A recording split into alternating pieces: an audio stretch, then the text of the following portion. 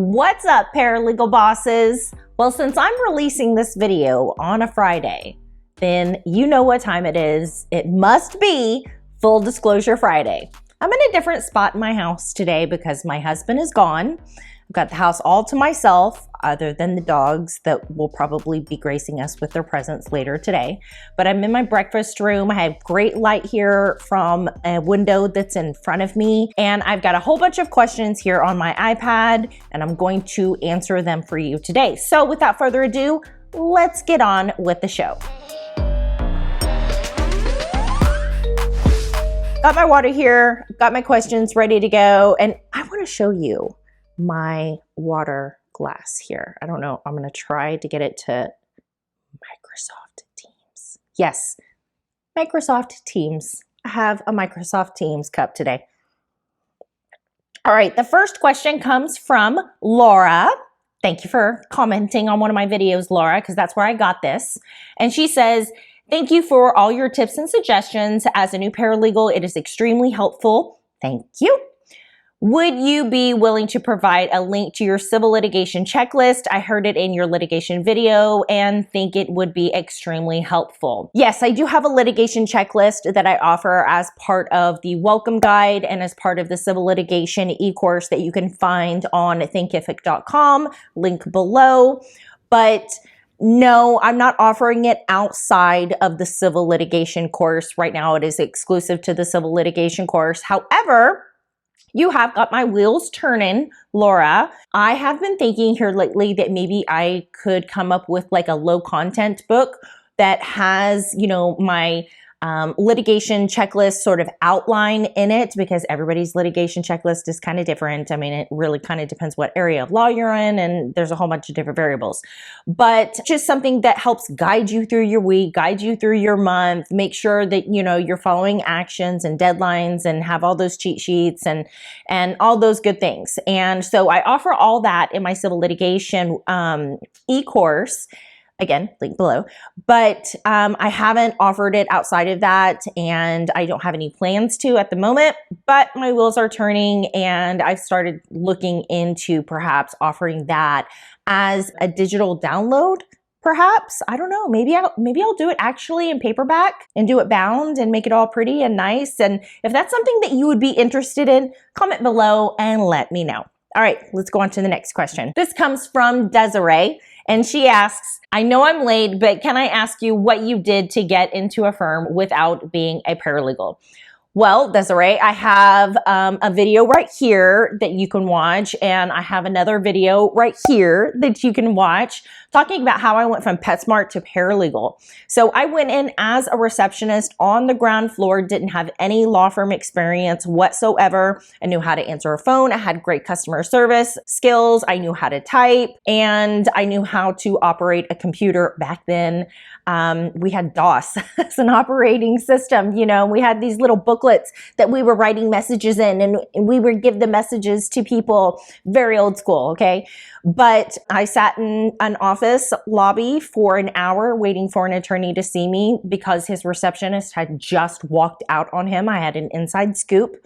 And so he offered me the job on the spot after waiting for him for an hour. He had to eat. He needed a full hour to eat. It paid crap wage, nothing, but I got some experience. I got what I needed out of that opportunity, and I moved on from there, and I've been moving up ever since. But I have had to take it upon myself my entire career to sort of, you know, level up my game when it comes to my technology, when it came to my typing speed. All of those things I had to learn on my own. Most of them were on the job. Some of them I learned from watching YouTube. I mean, YouTube University right here, folks. We love it. We absorb it a lot. That's how I did it. That's how I got my start. Let's move on to the next question. This next question comes from Rebecca, and she asks, hey there, so I have my associates in liberal arts. I had no clue what I wanted to do when I went to college.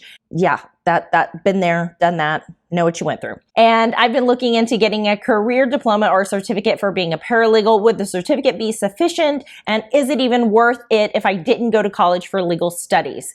So the debate about the certificate really sort of depends on your market in which you are working. And let's say, here in central Oklahoma, where I am located, they don't put a whole lot of preference on whether or not you have a paralegal certificate. They would rather you have the experience. But someplace like in Chicago, huge market out there, paralegals can earn upwards of, $85,000, $95,000 a year. And they have college degrees and they have certificates, and those things are really wanted in that particular market. And there are even huge law firms that have it tied in to their corporate policy that they cannot hire someone who has not had or doesn't have like a 4-year degree, or doesn't have like an associate's and a paralegal certificate, or they have some sort of outline, in their handbook. If you're in a huge market like that, then yeah, you're going to have to really spend a lot of time on your craft there. But, in places like central Oklahoma where I grew up, it was more about on-the-job experience. Having said that, if you do go to an online program, if you're not going to a local college, I want you to watch this video right here about getting an online certificate, because you're going to have to take it upon yourself to go well beyond what they're teaching you in terms of that online certificate program. You're really going to need to look at your local rules and procedures. They're going to teach you a lot about federal rules and procedures, federal rules of evidence, and those sort of things, because they're much easier to teach. They're federal rules. Civil rules are, obviously particular to that jurisdiction. And so, learning the e-filing portal and the e-filing portals that are offered in your jurisdictions and how you file a document. It's important that you understand all of the different venues and jurisdictions that are around you, and how to file with those jurisdictions, understand the procedures, particularly in those jurisdictions, or whether or not they differ from other jurisdictions around you. Those sort of local rules are really important for you to know, because they're going to be asked of you when you go into that interview, if you are able to get that interview. So, it's really going to be important for you to understand those things, so go into your online certificate, if that's what you choose, go into that knowing that, and start learning local rules now as, you learn all the other stuff through your certificate program. Keep in mind your market. If you're in a huge market, if you're, in New York City, and Manhattan, if you're in Chicago, heck, even, Dallas, Texas, if you're in LA, I mean, those areas could require a lot. I mean, I've seen firms ask for master's degrees, and we can do a whole nother video about that, and firms that are trying to hire talent for pennies. I'm just saying here that saying whether or not it's sufficient, and it just really depends on your market. So dive into that and start to network now. Start to network with people around you. Start to talk to them about their experiences. It's really important that you understand and know your community, and really try and find people that you want to work with coming out of the program, and start seeing if you can intern with them sooner or later.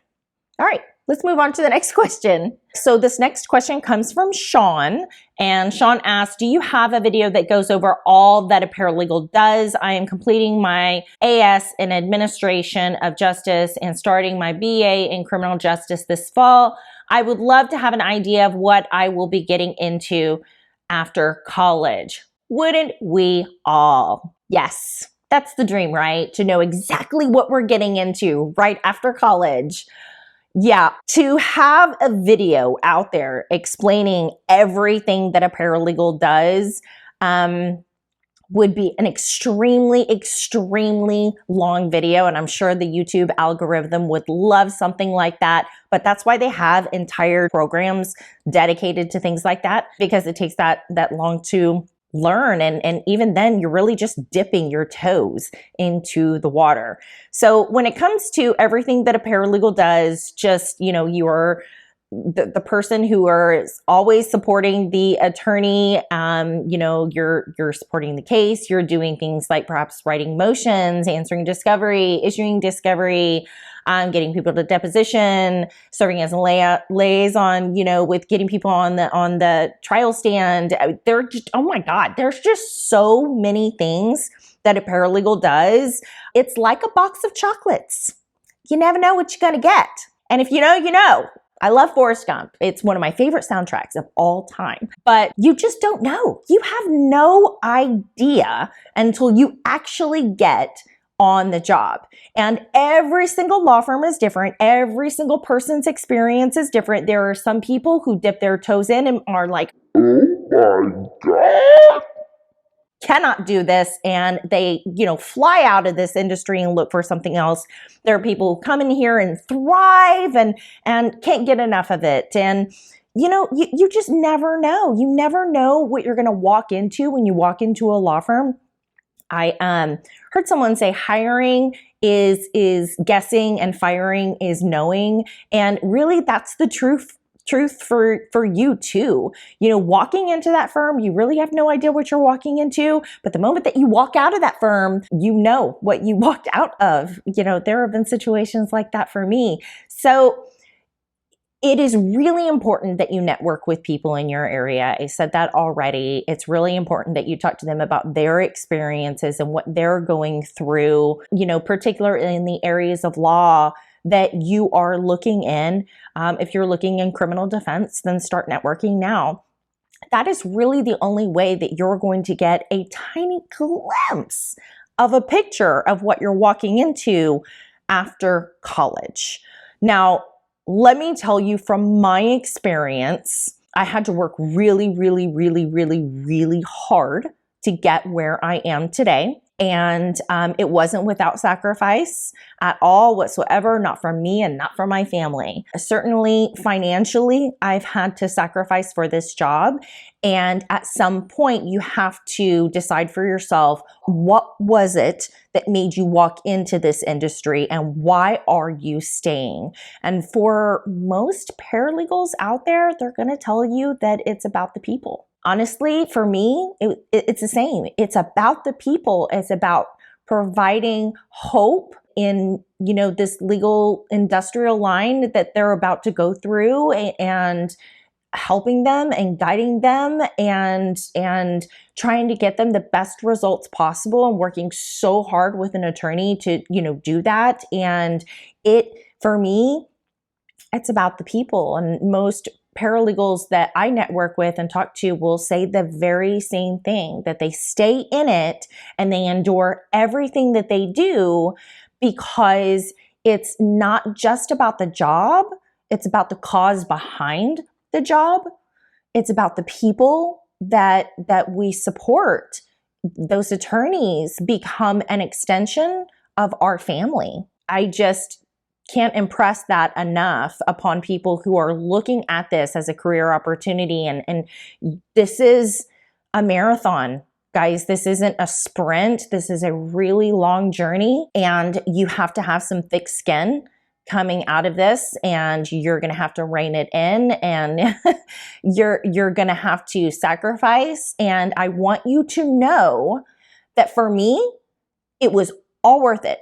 It was all for the greater good. I feel so amazing about the people that I supported and the things that I've done through my career, and the product that I innovated as a result of my career, Aero 365. It was all completely worth it.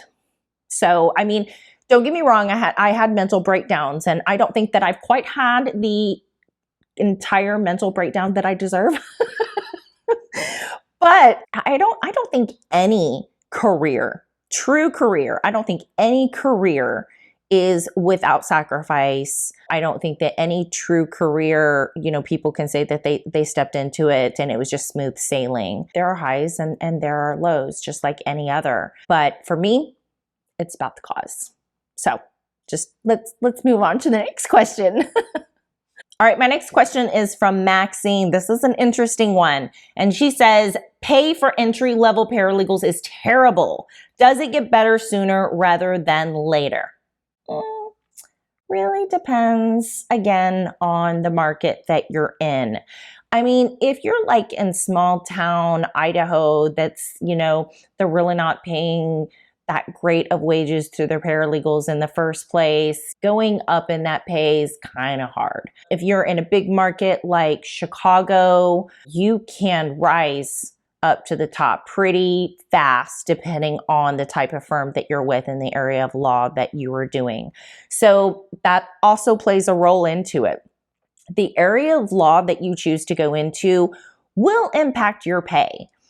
Paralegals who are making the most money are in big law, merger acquisitions, business type law, corporate law, trademark and patent paralegals. They do well. Oil and gas paralegals, that ebbs and flows, as you would probably think with the industry. But from the oil and gas paralegals that I know, they are paid very well. It really depends. It really depends on the area of law. If you're going into personal injury, if you're going into workers' compensation, if you're going into debt collection, those sort of areas of law, they really, it's really mediocre pay because, and for most of us paralegals, again, it's about the people. And I think that a lot of attorneys out there know that too. But I think that we are seeing a huge shift right now in the industry. I think as a result of the pandemic, we had a lot of attorneys figuring out they need paralegals, and paralegals are really, what makes things go around there, and especially in, the litigation field, any really area of litigation. And so I think that you're going to see the rise of the paralegal. I mean, we're also helping to pass programs that allow limited license, technicians, if you will, or sort of the limited practicing of law under, the supervision of an attorney, or after so many hours, or after you've had, certain credentials and all that good stuff. And so I think that you're going to see that pay rise over the next few years. Having said that, I had crap wages coming into it. I had to sacrifice for those crap wages, and I'm making great money now. But it took me, a while until I could really say that. And for a very, very, very long time, it was just about the cause, and it still is about the cause. But I have come to understand my worth a little more these days. And I do a lot of work. I do a lot of work. Oh my gosh, I do a lot of work. And I'm very passionate about the work that I do. And so I want to get paid really well for the work that I do, and especially at the age that I am now. Just starting out, sorry, probably going to be pretty crap wages. Stick it in there. Just stick in there. Depends on your market and depends on the area of law. Depends on your skills too. I mean, if you are a rock star e-discovery paralegal right now, then pick your salary. There are lots of companies out there, ready to hire you. Think about that. Think about the skill as well, not just where you are, but the skills that you have with that education of yours. All right. Let's move on to the next question. This next one is from Sylvia. Sylvia asks, thanks so much for all your great info. Not sure if you talked about this before, but do you recommend any specific online paralegal certification programs? I was leaning towards Boston University's program, but was wondering if you had any insider info. Thanks. I don't have any insider info. And vet your online program really, really, really, really, really well. I mean, I do recommend local colleges. If you don't have a local college available to you, then, find perhaps a local a college close that offers an online program that you can take. It's just, again, guys, it's really important that you be super hyper aware of local rules and procedures, because that's really going to make all the difference to you in the world. Because if you're thinking that, oh, well, I'm not going to work locally, I'm going to get out of school and I'm going to start a freelancing business and be a freelance paralegal, that's going to be really, really hard because you don't have any experience. I mean, the supervision of an attorney is there for a reason. I don't think that lawyers who just get out and pass the bar should be opening their own practices without practicing under the supervision of a more senior veteran attorney. I think that is a really risky move in terms of malpractice, you know, but maybe they have a coach, maybe they have a mentor that's, you know, looking in on things from time to time, who knows? But I just don't recommend it to paralegals, you know, coming out of college. You are a baby paralegal. Those attorneys, they are baby attorneys, and you're a baby paralegal. And I consider myself a baby paralegal probably the first, I'd say 8 years, 9 years, somewhere around there. Is, yeah, you're a baby paralegal up until then. And after then, if you want to go out on your own, you're probably networked enough where you don't have to create a bunch of marketing funnels. You've probably got enough skill to be able to handle things on your own. You've, you know, probably know enough people to be able to look at or talk to another person, an attorney, or even another seasoned veteran paralegal about what you should do in the event of. I just think that you're much more equipped to handle those things, you know, after year 8, 9, maybe even 10.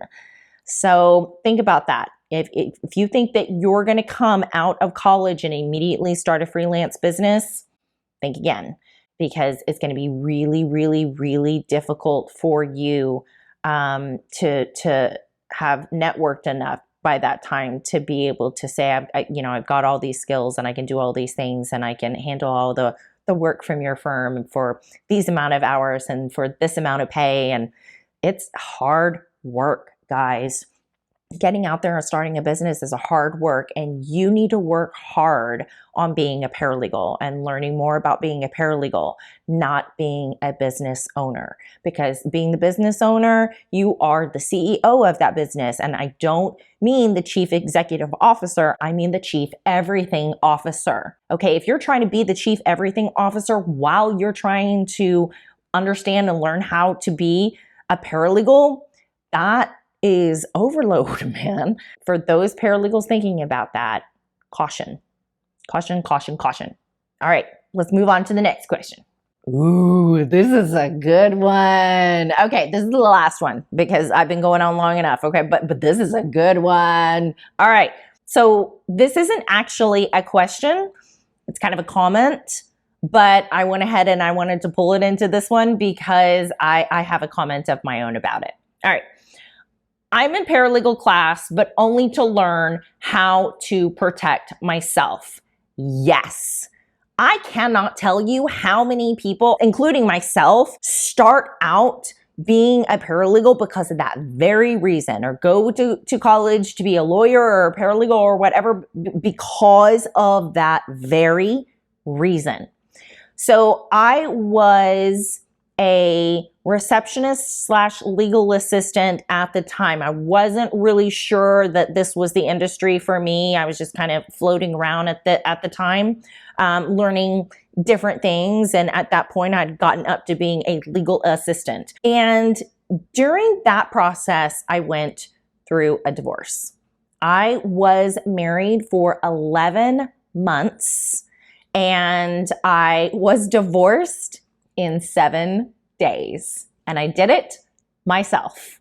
And this was so many years ago, before the internet was full of all of the amazing data that you guys have today. None of that existed for me. We had AOL at the time, and I had to go to the law library. And I had to pull books, and I had to do my research, and I did all of my documents on the law library computer, and I printed out all of my documents after I did, all my research, and I got them all signed by the person that I was divorcing, because it was an uncontested divorce. There was no children and there was no debt. Super easy, right? No, really, for me, it wasn't the easiest. And I was at the law library trying to figure this all out. And so I didn't have the wonderful world of the internet. Took me a little bit, but I got it figured out, got everything signed, got everything filed, got before the judge, and the judge looked at me. He was like, "Did you do this yourself?" I was like, "Yes." He was like, "It looks great, but there's one problem." And there was one paragraph that I had wrong, and I had just the wrong verbiage in it. And he was like, "Tell you what, why don't you go back to the library, change it, come back in here, and I'll sign everything for you. And that's exactly what happened. So I hurried out of there, went to the law library, changed everything, got it printed out, ran back to his courtroom. He was still calling at the time. So he was still, you know, hearing people's motions and petitions and things. And I was the last one that he called up, and he signed everything and ruled, you know, that the marriage was to be dissolved. And so, yeah, I was divorced in 7 days.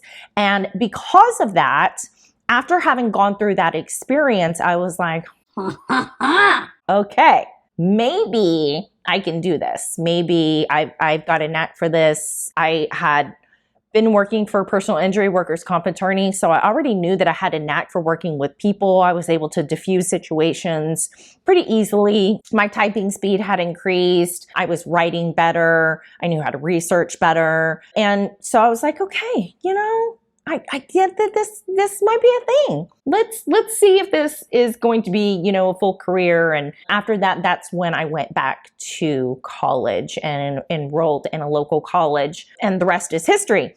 But I can't tell you how many people come into law because of a situation that they have been in. One of the reasons why I am so passionate about closing that justice gap and trying to find mechanisms for closing the justice gap, and I do think that freelance paralegals are one of the answers to closing the justice gap. But the reason why I am so passionate about that was from that experience. The whole reason why I had to do it myself was because I couldn't afford an attorney. I was making a wage of like $1,200 a month gross. I mean, that wasn't even what I was bringing home. And attorneys back then were going to charge a retainer of anywhere from $2,000 to $3,000. I didn't have that. And I didn't have any support that was going to give me that. And so I found myself in a situation where I had a legal matter and I didn't have the money to pay for what needed to be done because of that legal matter. I needed to get a divorce and I couldn't hire an attorney to do it. So I had to take it upon myself, go to the law library, research everything, and do it myself. And so that's one of the reasons why I'm so passionate about the closing the justice gap. There are families out there who, once they identify, because that's part of the problem, identifying that there's a legal problem, that there is a legal matter. California, we're going to talk about that in another video. But once they identify that there is a legal problem for which they need to seek counsel, seeking that counsel and getting that counsel is a whole nother ballpark entirely. And costs of legal representation is rising so much here in the United States. It costs so much to retain an attorney. And I do think that that's one of the reasons why paralegals are part of closing the justice gap. I think that if I could have hired a paralegal at the time to help me more easily navigate that situation, get the documentation right the first time, even though it was just one sentence that was wrong, I'm sure that I could have gotten that divorce accomplished faster than what I did. I mean, honestly, it took me probably 2 months or so of researching and getting all of the documentation together before I was even able to present it to the respondent, to the person I was divorcing, to, sign it so I could get it all filed and presented to the judge. That was a situation that I was in that I needed help in, and I could have perhaps paid for a paralegal, but I couldn't pay for an attorney. But a paralegal wasn't an option at that time. So I just had to do everything myself. I had to do everything pro se, and that's what I did. But, going back to this comment about going to a paralegal class solely to learn how to protect yourself, do it. Absolutely do it to it. Knowledge is power. It really is. Think about it. Knowledge is power. The more knowledge we have, the more skills we have, heck, even the more knowledge we have about the people around us and the networking that we do, it all has power. I'll tell you, learning to do something for myself in that library that time changed my life, and I haven't looked back in my career. I've loved being part of this crazy legal industry. So good for you. Good for getting out there and getting knowledge and protecting yourself. I know a lot of people in your shoes right now. And for all of you who are in those shoes, I commend you. Bravo for everything that you are doing, getting out there and becoming more knowledgeable and empowering yourself to protect yourself. Good job. All right, guys, that is all the questions that I have today. We are like 30 minutes into this. I'll probably do another full disclosure Friday in about a month or so. I'm going to get together a whole nother set of questions and get those answered and get those off to you in a video. But today, I just want to say good luck to you and all that you do, because this crazy legal industry needs an amazing paralegal boss just like you. Thank you for watching today. Have an amazing rest of your day. Have a wonderful weekend ahead of you. And I will see you guys back here on the next one. Mwah! Give me a thumbs up, subscribe. Bye.